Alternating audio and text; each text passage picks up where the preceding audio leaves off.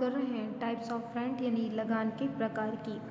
देखिए लगान के प्रकार को हमने 5 पार्ट में डिवाइड किया है। फर्स्ट है टोटल रेंट यानी कुल लगान, सेकंड है इकोनॉमिक रेंट यानी आर्थिक लगान, थर्ड है आपका कॉन्ट्रैक्ट रेंट यानी कि ठेका लगान, जिसे हम एग्रीमेंट रेंट भी बोल सकते हैं। एग्रीमेंट का मतलब है समझौता लगान।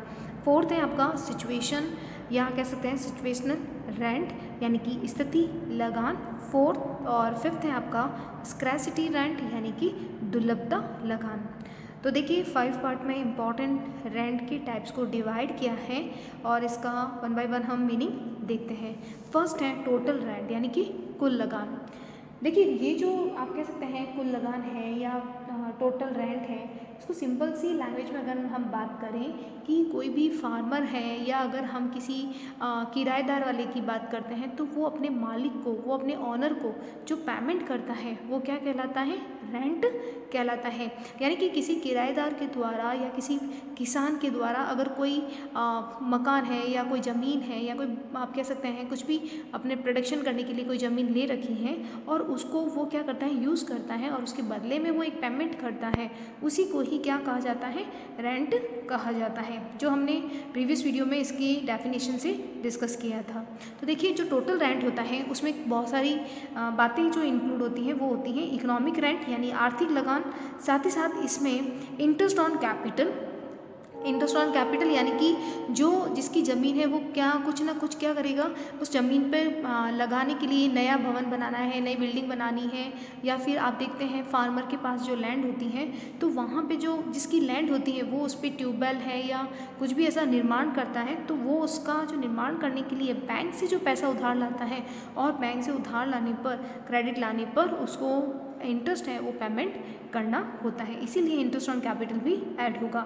साथ ही प्रॉफिट फॉर रिस्क, आप जानते हैं कि जितना ज़्यादा प्रॉफिट कमाना चाहते हैं उतना ज़्यादा आपको रिस्क लेना होगा, तो प्रॉफिट फॉर रिस्क भी इसमें इंक्लूड होगा। साथ ही लैंड ओवर ऑफ इस एफर्ट फॉर लैंड डेवलपमेंट, यानी कि किसी भी लैंड ऑनर के जो एफर्ट अपनाता है, एफर्ट का मतलब है जो भी कार्य करता है अपनी भूमि को विकसित करने के लिए, वो भी इसमें इंक्लूड होगा।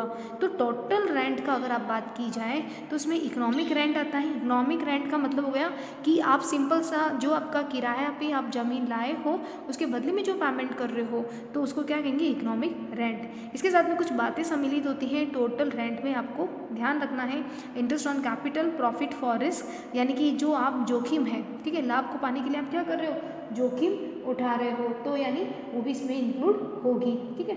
साथ ही इसमें आएगा लैंड ओनर ऑफ इस effort of for land development, यानी कि जो भी भूमि का जो मालिक रहेगा उसके द्वारा जो भी प्रयास किए जाएंगे अपनी भूमि में सुधार करने के लिए उस तो वो सारे खर्चे भी या कह सकते हैं पारिश्रमिक जो रेम्यूनेशन होते हैं वो भी इसमें आएगा, ठीक है। तो ये टोटल रेंट का मीनिंग होगा।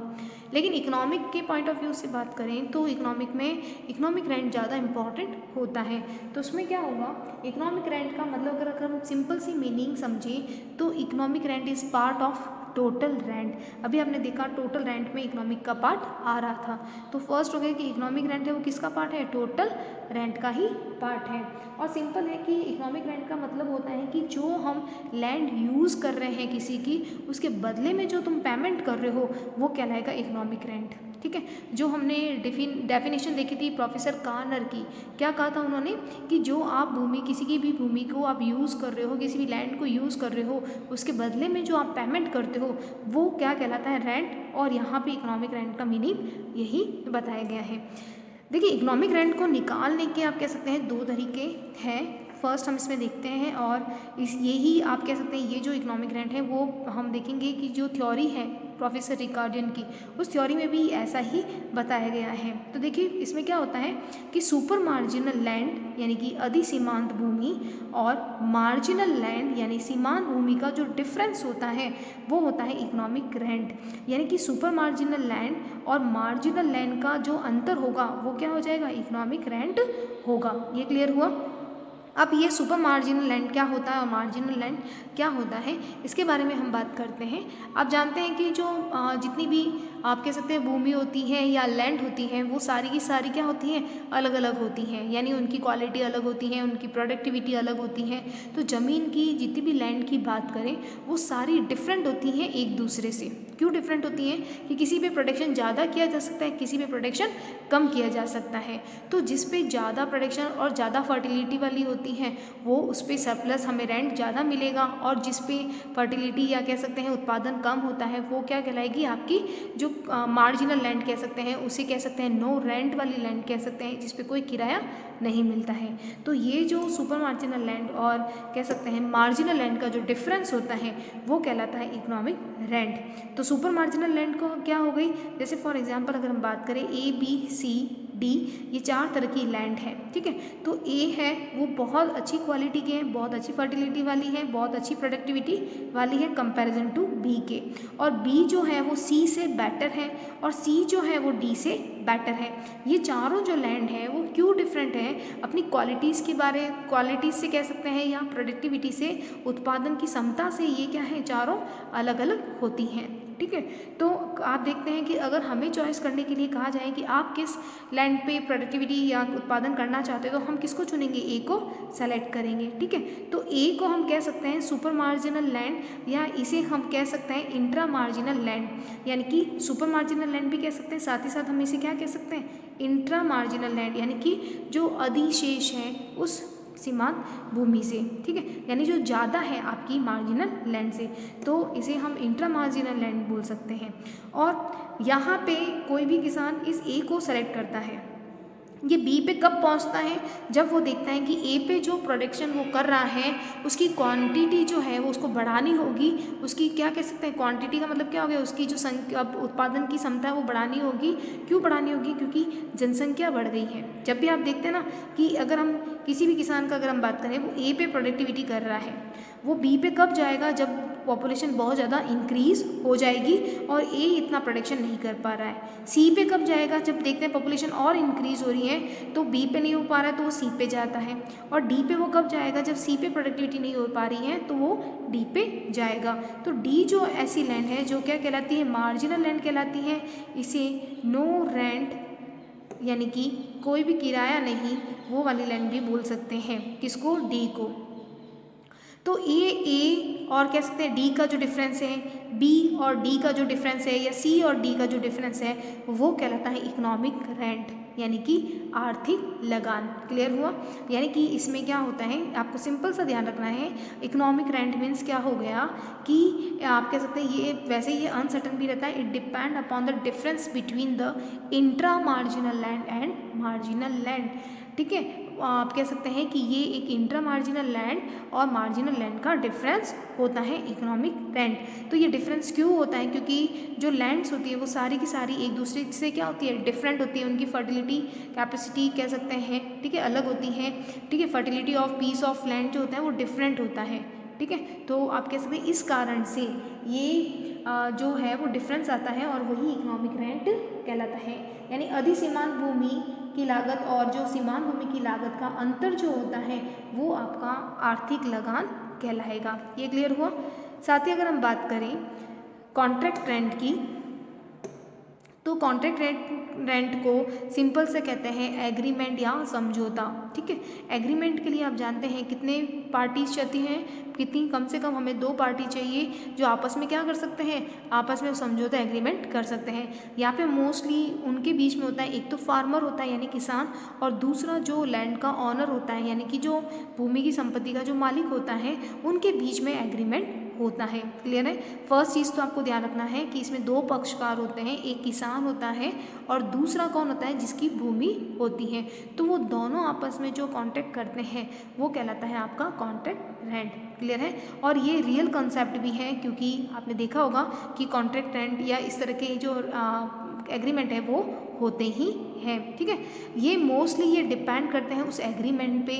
और दूसरा इस पे जो आप कह सकते हैं इनका जो डिसाइड है कि कितना रेंट होगा, ये कैसे होगा, जो लैंडलॉर्ड होता है और जो फार्मर्स होता है यानी जिसकी भूमि है और आप कह सकते हैं जो किसान होता है, उनके बीच में एक एग्रीमेंट होता है और वो एग्रीमेंट में कितना रेंट होगा ये डिपेंड करेगा आपके डिमांड और सप्लाई पे।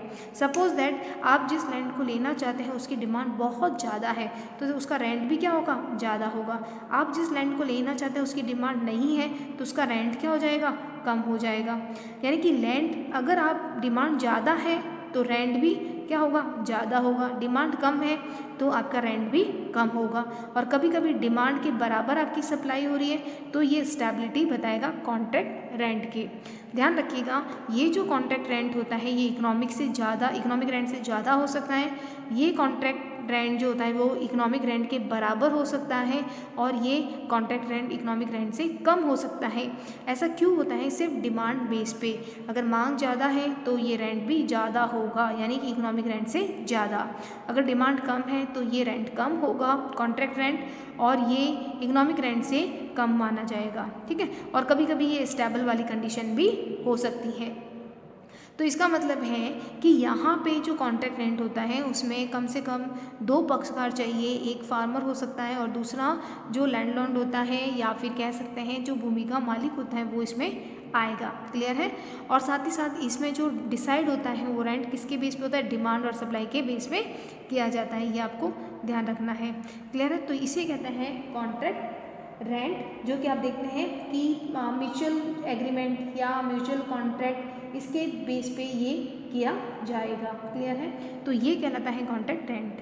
अब बात करते हैं सिचुएशन रेंट। सिचुएशन रेंट को कहते हैं स्थिति लगान। आपने देखा होगा कि कभी कभी कोई ज़मीन है वो शहर के पास में होती है, अर्बन एरिया के पास में होती है, तो उसका ज़मीन का प्राइस बहुत ज़्यादा होता है।